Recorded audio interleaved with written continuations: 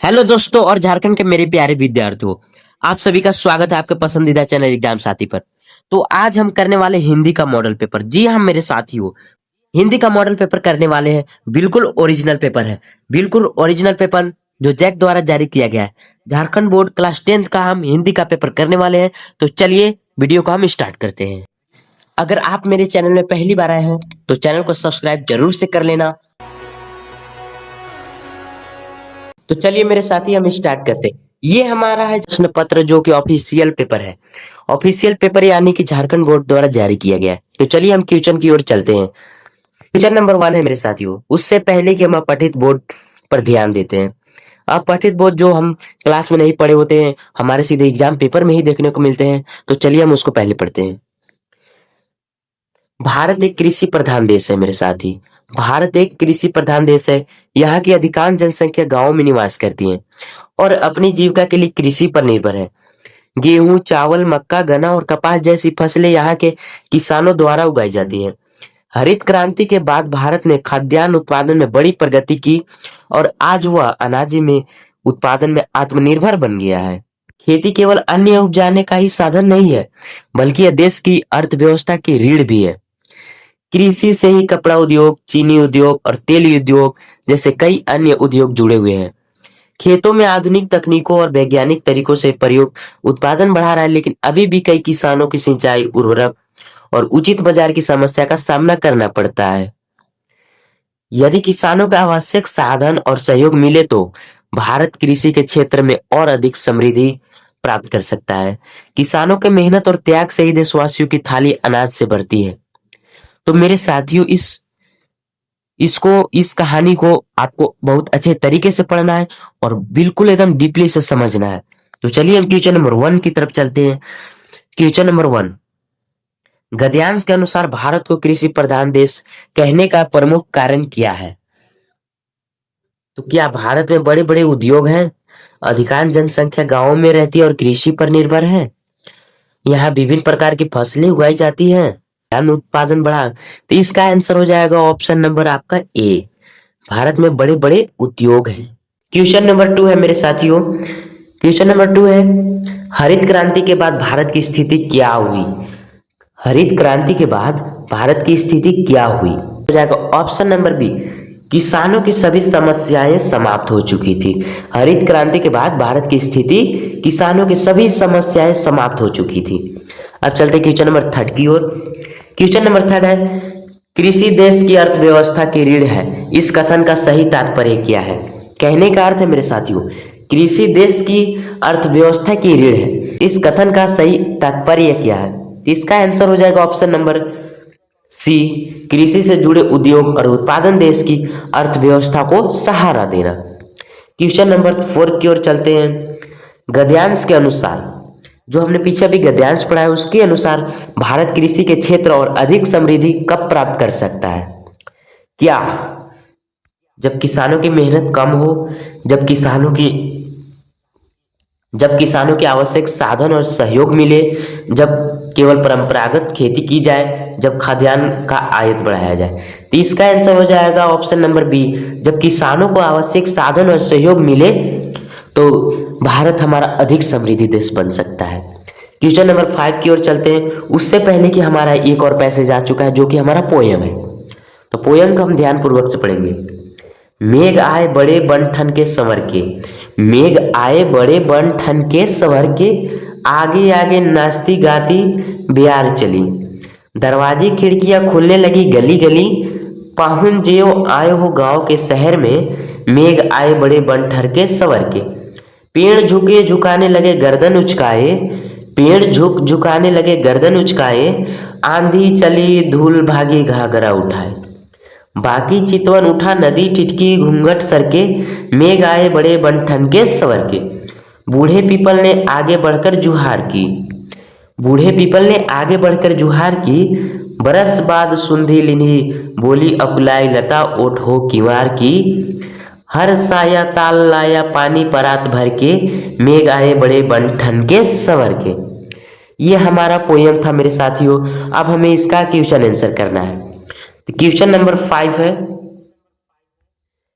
क्या आगे आगे नाचती गाती बिहार चली, इस पंक्ति से क्या अभिप्राय है? आगे आगे नाचती गाती बिहार चली, तो इस पंक्ति का क्या अभिप्राय है?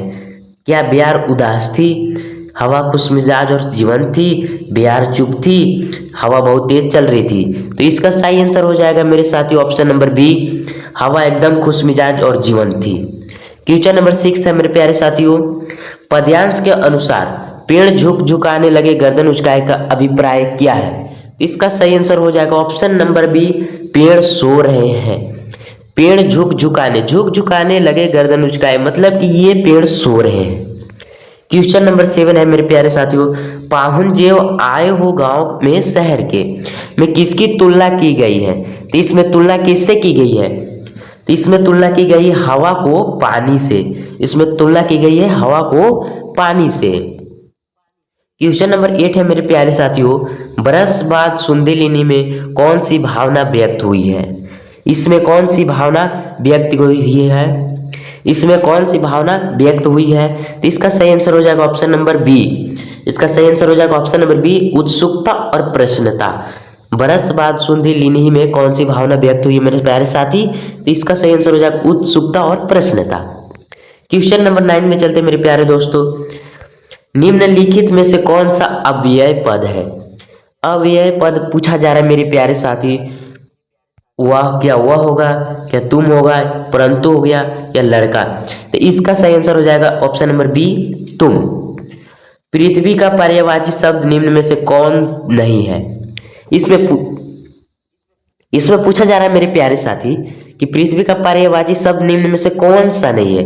तो आप जानते हैं वसुधा होता है, वसुंधरा होता है, भूमि होता है, लनिन होता है। आप सभी ये जानते होंगे, लेकिन इसका सही आंसर हो जाएगा ऑप्शन नंबर सी, भूमि होगा। लनिन भी हमारा होता है पृथ्वी का पर्यायवाची शब्द, वसुंधरा भी होता है, वसुधा भी होता है। क्वेश्चन नंबर 11 की ओर चलते हैं मेरे प्यारे साथी। क्वेश्चन नंबर 11 है, वाह शब्द किस प्रकार का है? वाह जो शब्द है वो किस प्रकार का शब्द है? क्या यह क्रिया है? क्रिया उसे कहते हैं जो हमारा काम होता है, तो इधर काम हो नहीं रहा है। विषयामदी बोधक यानी किसी भी आश्चर्यजनक को जनाने के लिए हम लोग प्रयोग करते हैं, तो ये भी नहीं हुआ। संज्ञा भी हमारा नहीं हुआ, ये हमारा सर्वनाम हुआ। किसी के बारे में भी बताया गया है वो हमारा सर्वनाम कहलाता है। क्वेश्चन नंबर 12 है मेरे प्यारे साथियों। क्वेश्चन नंबर 12 है, प्रत्येक शब्द में कौन सी संधि है? संधि आपको खोजना है, प्रत्येक शब्द में कौन सी संधि है? यहाँ पे जो प्रत्येक शब्द है इसमें हमें संधि खोजना है, प्रत्येक शब्द में संधि कौन सी है? तो इसका आंसर हो जाएगा ऑप्शन नंबर ए, यन संधि। प्रत्येक में हमारा हो जाएगा यन संधि। क्वेश्चन नंबर 13, हर्ष का विलोम शब्द क्या होता है? हर्ष का मतलब होता है मेरे प्यारे साथियों खुशी, और खुशी का हमेशा उल्टा क्या होता है? तो इसका सही आंसर हो जाएगा ऑप्शन नंबर सी, यानी कि दुख। इसका सही आंसर हो जाएगा ऑप्शन नंबर सी, दुख। क्वेश्चन नंबर 14, लोहे के चने चबाना का मुहावरा का क्या अर्थ है? लोहे के बने चने चबाना, आसानी से काम करना, कठिनाइयों से घबराना, बहुत कठिन कार्य करना, या संघर्ष करना? तो इसका सही आंसर हो जाएगा बहुत कठिन कार्य करना या संघर्ष करना। ऑप्शन नंबर डी हो जाएगा मेरे प्यारे साथियों, क्वेश्चन नंबर 14 का डी हो जाएगा। चलते हैं क्वेश्चन नंबर 15 को, गृहपाठ शब्द किस समास का उदाहरण है? गृहपाठ किस समास का उदाहरण है? तो इसका सही आंसर हो जाएगा ऑप्शन नंबर ए, तत्पुरुष।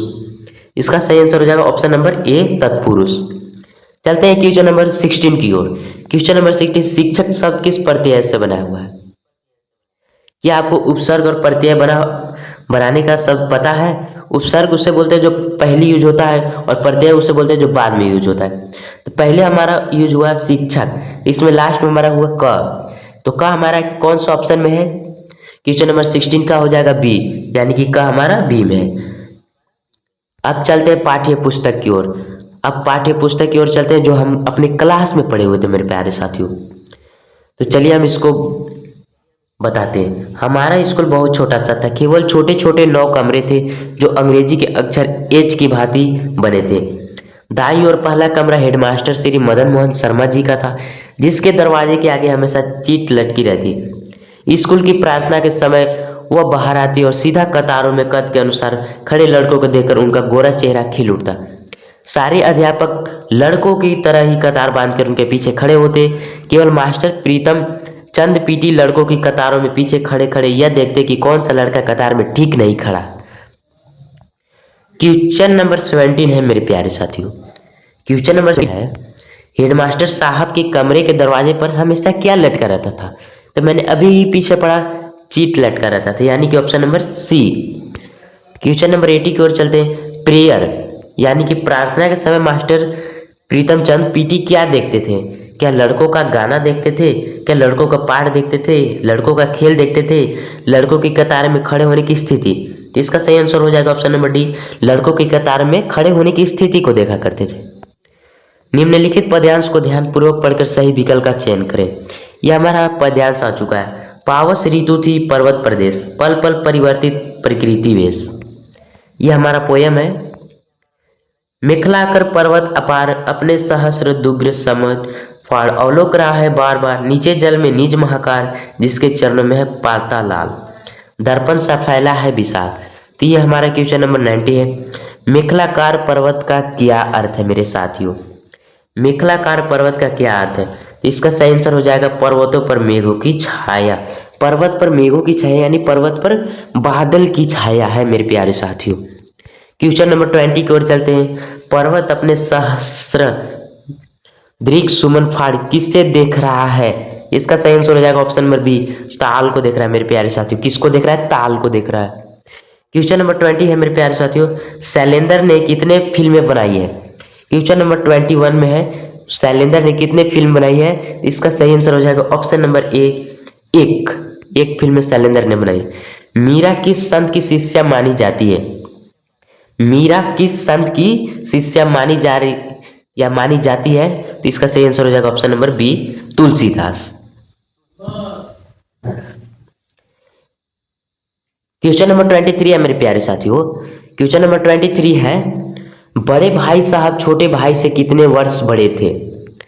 बड़े भाई साहब छोटे भाई से कितने वर्ष बड़े थे? तो इसका सही आंसर हो जाएगा ऑप्शन नंबर बी, 5 साल बड़े थे। 5 साल बड़े थे। ये हमारा बुक का क्वेश्चन है मेरे प्यारे साथियों। क्वेश्चन नंबर 24, मनुष्यता कविता में कवि ने किन महापुरुषों का उदाहरण दिया है? जाएगा मेरे प्यारे साथियों बुद्ध और महावीर। इसका सही आंसर हो जाएगा मेरे प्यारे साथियों बुद्ध और महावीर। चलते हैं क्वेश्चन नंबर 24 इंडुआ 25 की ओर। डायरी का पन्ना कहानी कब लिखी गई थी? ये जो कहानी है डायरी का पन्ना, ये कब लिखी गई थी मेरे प्यारे साथियों? 26 जनवरी 1933 को। कब लिखी गई थी मेरे दोस्तों? 26 जनवरी 1933 को लिखी गई थी। क्वेश्चन नंबर 26, सर हिमालय न झुकने दिया से क्या भाव है? ये जो हमारा लाइन है, सर हिमालय न झुकने दिया, प्यारे साथियों इसका सही आंसर हो जाएगा वृक्ष न कटने देना।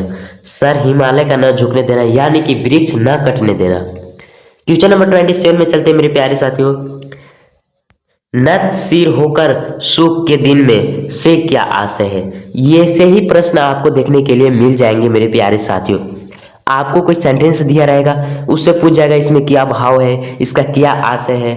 तो आपको बहुत ही अच्छे डीपली तरीके से सोचना है मेरे प्यारे साथियों। एग्जाम में बिल्कुल नहीं घबराना है। इसका आंसर हो जाएगा सुख के दिनों में उसके मन में विनय का भाव बना रहे। क्वेश्चन नंबर 28 है मेरे प्यारे साथियों, पतझड़ में टूटी पत्तियां पाठ के लेखक कौन है? पतझड़ में टूटी पत्तियां पाठ के लेखक कौन है? इसका सही आंसर हो जाएगा मेरे प्यारे साथियों ऑप्शन नंबर ए, काका कालेलकर। क्वेश्चन नंबर 29 है मेरे प्यारे साथियों, शेख अयाज किस भाषा में कविता की रचना करते थे? शेख अयाज जो थे किस भाषा में कविता की रचना करते थे? तो मेरे प्यारे साथियों इसका आंसर हो जाएगा इनमें से कोई नहीं।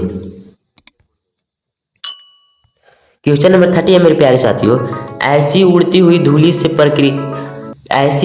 धूल से प्रतीत होता है जैसे कि एक पूरा काफिला चला रहा है। यह कथन किसका है मेरे प्यारे साथियों? तो इसका सही आंसर हो जाएगा कर्नल रोज का। ये सही आंसर हो जाएगा कर्नल रोज का। अगर मेरा वीडियो आपको पसंद आया हो, अगर आपके लिए फायदेमंद हो तो प्लीज़ एक लाइक जरूर कर देना, और चैनल को पहली बार है मेरे चैनल में तो पहली बार चैनल में आए हैं तो सब्सक्राइब करना ना भूलिएगा मेरे साथियों। मिलते हैं नेक्स्ट वीडियो में। नेक्स्ट, जय हिंद, बाय बाय।